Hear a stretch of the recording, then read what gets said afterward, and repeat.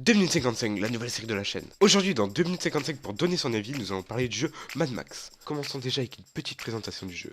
Il est sorti le 3 septembre 2015, il est déconseillé au moins de 18 ans, il se joue en solo. C'est un jeu d'action et d'aventure qui est édité par Avalanche Studio et développé par Warner Interactive. Le jeu est sur Steam à 50 euros. Et bien sûr, il est tiré des films Mad Max. Bon, je vais ralentir un peu parce que 2 minutes 55 est largement suffisant. Donc l'histoire, si vous ne connaissez pas les films, je vous préviens, j'ai pris ça de Wikipédia. Dans un futur proche, les grandes nations sont entrées en guerre pour le pétrole. Exaspérées par la situation de crise, les populations se sont révoltées. Les nations essaient de maintenir un semblant d'ordre tandis que les bandes de délinquants sillonnent les routes.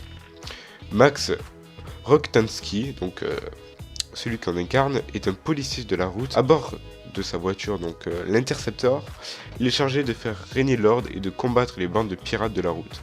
Il fait équipe avec le motard Jim Goose, dit le gorille. Sa meilleure arme est son sang-froid, qui lui permet de faire craquer ses adversaires lors d'impressionnants face-à-face routiers. Donc on peut voir que le film est autour des voitures, et donc c'est pareil pour le jeu.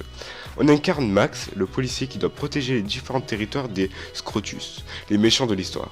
Mais le but premier est d'aller à Petroville où il y a le pétrole comme son nom l'indique.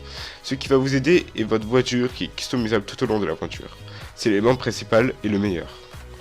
Passons maintenant aux avis positifs et négatifs. Donc les avis positifs, la maniabilité de la voiture qui est vraiment très bonne. Les combats en voiture, tout est adapté pour que ça soit épique. Les combats au sol qui sont très variés mais qui ne sont pas si faciles. La customisation des voitures avec un large choix de pièces. La carte qui est vraiment très grande et vraiment bien faite. Les graphismes de jeu qui sont exceptionnels. Et la diversité des missions qui ne sont presque jamais les mêmes. Donc tout ça est vraiment exceptionnel et donne vraiment le jeu ce qu'il est. Donc les points négatifs, il n'y en a pas énormément. Juste à dire que la difficulté du jeu est assez élevée si on n'a pas trop amélioré la voiture et que c'est impossible de continuer dans les quêtes principales sans avoir une très bonne machine de guerre. Voilà, j'ai vraiment adoré ce jeu qui est vraiment assez long. Je ne l'ai pas encore terminé mais j'ai quand même une bonne dizaine d'heures dessus et je ne l'ai pas encore terminé. Donc si vous hésitez à l'acheter et que vous aimez les jeux d'aventure épiques, je vous le conseille très fortement et je ne suis pas déçu. Si je devrais mettre une note dessus, ça serait 18 sur 20.